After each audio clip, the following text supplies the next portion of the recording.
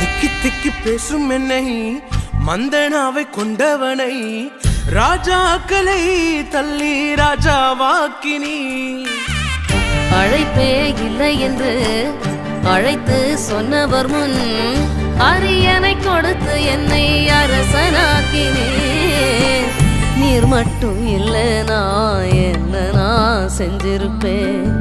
எத்தனையோ பேரை நம்பி ஏமாந்தும் போயிருப்பேன்.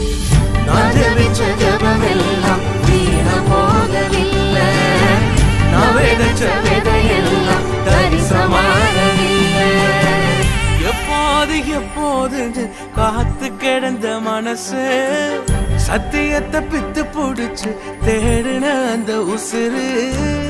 எப்போது எப்போதுன்னு காத்து கிடந்த மனசு சத்தியத்தை பித்து புடிச்சு தேடுன அந்த உசிறு.